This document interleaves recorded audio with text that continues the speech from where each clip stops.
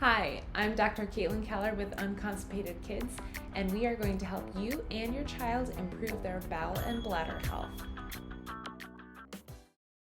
Single leg stance works on pelvic stability, balance throughout the body. We want upper body stability through the trunk, and all of the stability and strength that comes with being able to stand on one leg allows us to use our breath appropriately instead of holding our breath to provide stability.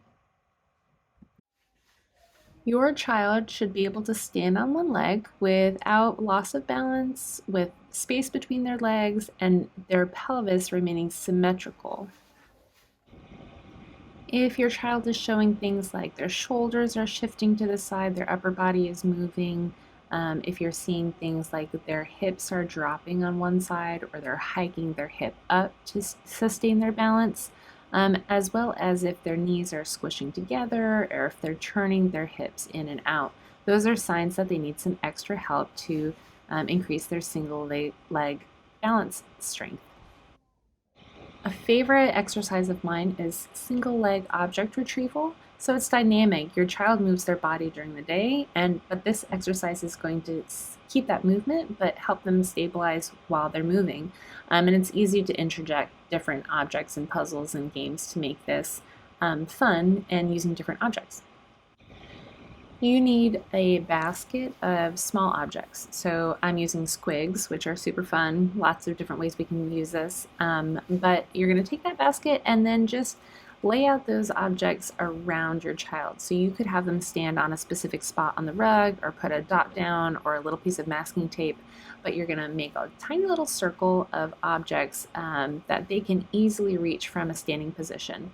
And then once you've done that, they are going to stand on one leg and then retrieve all of the objects. So if this is going to challenge their hips and balance and stability in multiple directions because they're going to have to reach to the side and behind them and twist, they might lose their balance and wobble a little bit. And that's a great thing because we want to help them practice regaining their balance. That's a neurological system challenge. We want to help their balance strategies improve while also improving their strength. And so the more varied you can do the directions, behind is really hard. And if they lose their balance like that, that's okay. But the more you can challenge their balance with different directions, the better. And if you need to start out closer with the objects, you can do that. If their endurance isn't quite there and you need to do less objects, then you can start there too. Doing 5, 6, 7 objects in a row, it can be quite challenging. Try it out yourself and you'll notice how tired your foot and lower leg get. If that task is too difficult for your child, here's a modification. So you're going to elevate the object onto a stool so that it's closer for them to reach, and then limit the number of directions that they're rotating. So maybe just start in front or just on one side. So here's that example with that modification. Take a stool, something that's going to elevate the object, choose a direction. So right now I'm choosing in front of me, but you could also put the stool on one side so they'll only rotate their trunk to the left to reach. And then next time it might be only to the right. So the objects are up off the floor, they're going to reach down a little bit less, they don't have to reach as far. It's less challenging on the balance system. And then a little bit easier in terms of muscular endurance too for them to return to that stand position.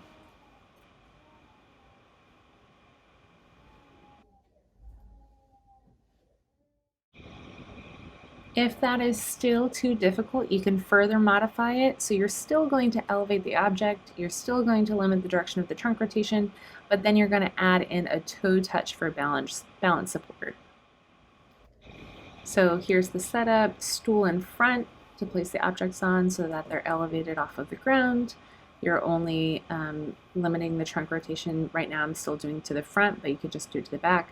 But then my lifted leg turns into almost a kickstand like you would on a bicycle. So my back leg, instead of being completely lifted off of the ground, my toe stays on the ground. I'm still getting the challenge of squatting down, balance. You still see my left foot wobbling a little bit. That's my balance working, but it's a little bit easier. Thanks so much for watching. Don't forget to subscribe to our channel so you can find us later and help other people find us too.